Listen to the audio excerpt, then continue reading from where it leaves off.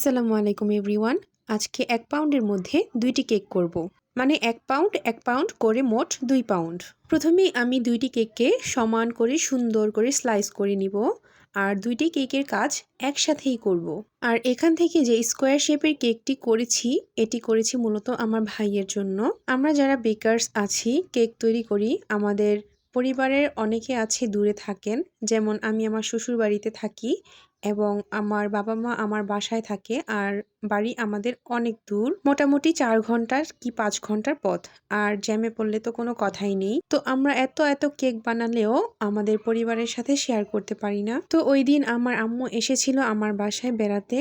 তো আমি ভাবলাম যে আমার ভাইয়ের জন্য একটি কেক বানিয়ে দিই। এর মধ্যে একটি ইন্টারেস্টিং বিষয় হলো, আমার ভাইয়ের যে ওইদিন জন্মদিন ছিল, আমি সেটা ভুলে গিয়েছিলাম। আর যেই দিন আম্মু কেকটি নিয়ে যায়, সেই দিনই আমার ভাইয়ের বার্থডে ছিল। আর তখনও আমার মনে ছিল না।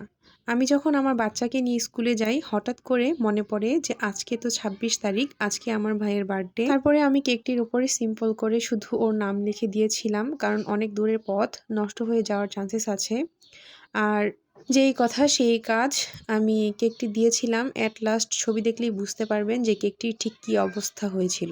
কেকটির অবস্থা অ্যাট লাস্ট কী হয়েছিল সেটা দেখার জন্য অ্যাট লাস্ট পর্যন্ত ভিডিওটি না টেনেই দেখতে হবে। আমি যখন কাজ করছিলাম তখন সময় রাত ১২টা।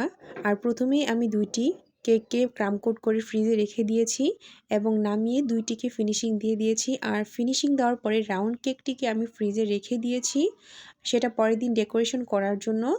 আর স্কোয়ার কেকটিকে আমি এখানে ডিজাইন করে নিচ্ছি। হালকা লতা পাতার ওপরে এখানে ডিজাইন করছি। ডিজাইনটি আমি নিজের থেকেই করেছিলাম। লতা পাতাগুলো টেনে এরপরে ছোট ছোট চেরি ফুল বসানোর চেষ্টা করছিলাম। কেকটি অ্যাট লাস্ট সিম্পলের মধ্যে খুবই সুন্দর হয়েছিল, বাট আত্মরক্ষা আর হয়নি। এই এত সুন্দর কেকটি নষ্ট হয়ে গিয়েছে। এরকম চিকন করে লতা টানার জন্য আপনারা পাইপিং ব্যাগের মাথা কেটে এভাবে করে করতে পারেন। আর অনেক সময় হুইপ ক্রিমগুলো একটু বাতাস লেগে শক্ত হয়ে যায়। ওই সময় আপনারা ২ হাত দিয়ে হালকা ঘষা মাজা করে ভিতরের ক্রিমগুলো নাড়াচাড়া করে নেবেন। তখন দেখবেন স্মুথ করে এরকম লতাপাতা বের হচ্ছে। সম্পূর্ণ ভিডিও করিনি, ১০১ নাম্বার নজেল দিয়ে এই ছোট ছোট চেরি ফুলগুলো আমি করেছি এবং সিম্পলের মধ্যে করে এই ডিজাইনটি করে দিয়েছি। আর পরের দিনে ভিডিওটা এর সাথে অ্যাড করে দিয়েছি। এখানে আমি চকলেট দিয়ে একটি বেকিং পেপারের ওপরে জিগজ্যাগ করে ডিজাইন করে নিয়েছি। আর যেহেতু একটু ঠান্ডা ঠান্ডা ভাব এখনও রয়ে গিয়েছে, এজন্য চকলেটগুলো তাড়াতাড়ি জমে গিয়েছিল আর এজন্য সামান্য ভেঙে ভেঙে গিয়েছে। তো ওইটা আমি রিকভার করার চেষ্টা করেছি। আর এরকম সাইড দিয়ে চকলেট দিয়ে ডিজাইন করা বেকারি টাইপ কেক আমি প্রথমবার করেছি। আর হয়তো ২-১ মিনিট আগে সাইডের এই চকলেটের ডিজাইনটা লাগালে এটা ভেঙে যেত না। এরপরে আমি একটি টপারের মধ্যে এরকম চকলেট দিয়ে একটি লিফ বানিয়ে নিয়েছি এবং এটার মধ্যে পিঙ্ক কালার অ্যাড করে দিয়েছি।